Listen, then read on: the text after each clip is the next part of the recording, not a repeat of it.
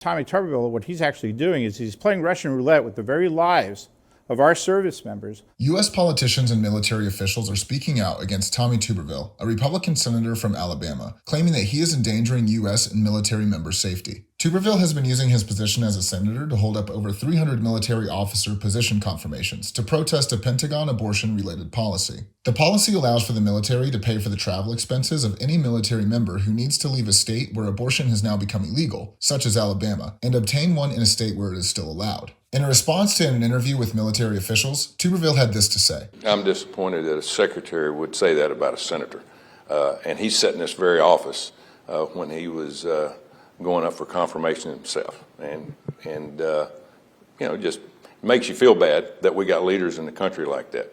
Because as I just told you, if I thought it was hurting readiness, I wouldn't be doing this, but it's not. You got people that are in secretary positions like that would say something like that in our country instead of getting on the phone and calling me. Although Tuberville has continued to defend his stance on this issue, politicians and military officials from both sides of the aisle have spoken out against his actions to hold up officer confirmations, whether they disagree with him on the abortion policy or they are simply concerned his actions will weaken the U.S. military. He doesn't believe in democracy, all right? He doesn't believe in the system of government that we've set up. You have a vote, you lose, you move on. What he and the Freedom Caucus believe is if you don't get what you want, do as much damage as you possibly can to the government.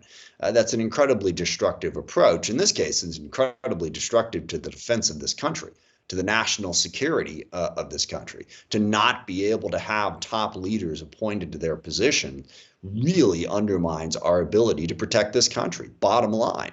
And look, I know he doesn't support the travel policy. Joe Biden won, okay? Joe Biden put that policy in place. If Senator Tuberville doesn't like that, well, go support a Republican candidate for president next year. Go to the ballot box and make your case. But to undermine the ability of our country to defend itself just because you didn't get your way on one piece of policy is destructive and wrong. Now, personally, I wish the Senate would change their rules so that one senator doesn't have that kind of power, so that we actually would have a democracy where you have a fair vote, the result comes out, and you go forward.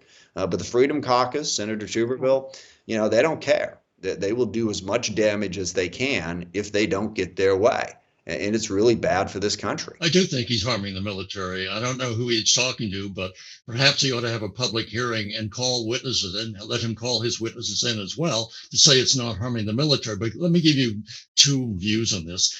As a former Secretary of Defense, my job was to provide for the best fighting force in the world. What did that mean? It meant we had to have the best equipment, the best training, the best education, and the best leadership.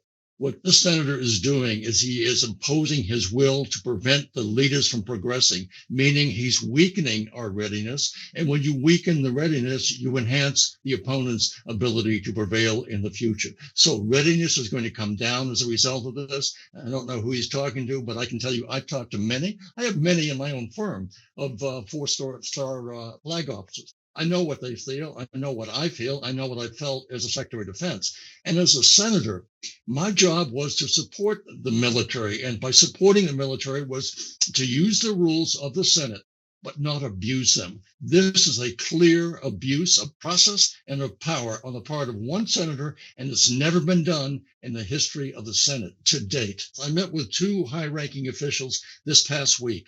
Both of them were concerned about what they see as the dysfunction, the paralysis of the Congress, not to mention what's going on as far as the indictments and concerns. So we are harming our image in the world, and we are actually degrading the image of the Senate when senators don't speak up. It's never happened to my knowledge in the history of the Senate.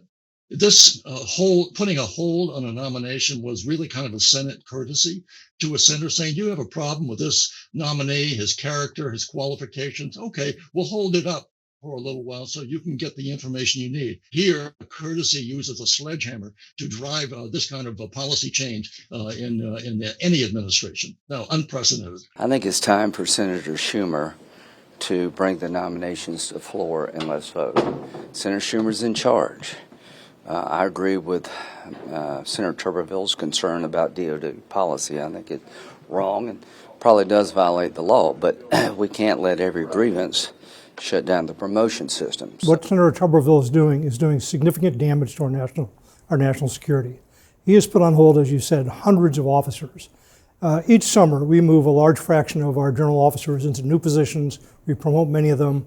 Right now, that is all in limbo. So we have acting people basically serving in roles, in many cases doing more than one job at the same time, because we can't move the person that we've nominated into that position. For someone who was born in a communist country, I would have never imagined that actually one of our own senators would actually be aiding and abetting communist and other autocratic regimes around the world. This is having a real negative impact and will continue to have a real negative impact on our combat readiness. And that's what the American people truly need to understand. Our nation faces serious threats throughout the globe.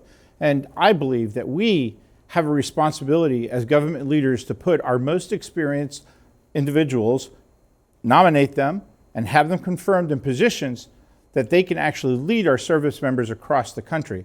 And I would argue that Tommy Tuberville, what he's actually doing is he's playing Russian roulette with the very lives of our service members by denying them the opportunity to actually have the most experienced combat leaders in those positions to lead them in times of peace and in times of combat. This is unprecedented.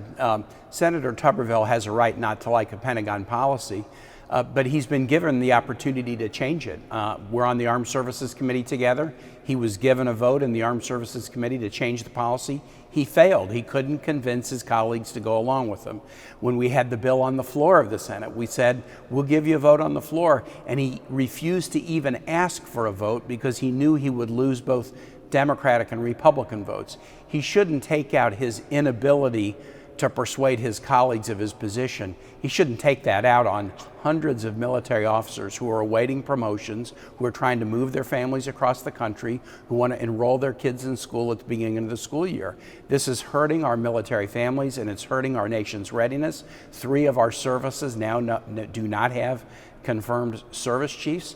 It's time for the Republican minority in the Senate to quit enabling Tommy Tuberville and tell him to step aside and let's approve these military nominations and keep our nation safe. This would not be tolerated on the Democratic side. If I was trying to do this on the Democratic side, the leader would lock me in the office and make it increasingly painful for me until I agreed to submit. And so what we need Tommy to do is back off of this. But he's not going to do it on his own, and it's going to take Senator McConnell and others forcing him to step aside, because why would he want to hurt the military over this? And Caitlin, if I could go into the policy that Senator Tuberville is complaining about is a military policy that says if a woman service member is posted in an area where abortion is now illegal after Dobbs and decides to terminate a pregnancy, the military will pay for her to travel to a place where she can terminate the pregnancy at her own cost, but they'll allow her to travel, pay for travel expenses. Caitlin, we do this for women in the federal prison system. If they're impregnated and need to terminate a pregnancy, we pay for their travel. We do it for women Peace Corps volunteers. If they live in countries where they can't terminate a pregnancy legally, we will pay for them to travel to the United States so they can make their own health care decisions. Coach Tuberville wants the women who have volunteered to serve our military to have fewer rights than women prisoners and Peace Corps volunteers.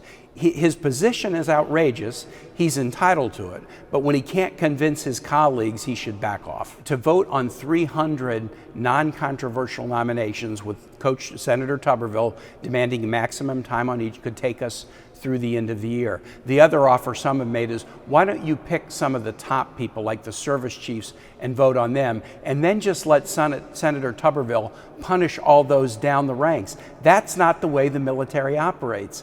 Officers say officers eat last. You don't punish the people down the ranks to advantage the people up the ranks. We need to confirm these people who have spent their career sacrificing for the country. It's the Republicans' problem to solve. They have to get Senator Tuberville to back off this unpatriotic effort, which is clearly being cheered by our enemies now as they watch this.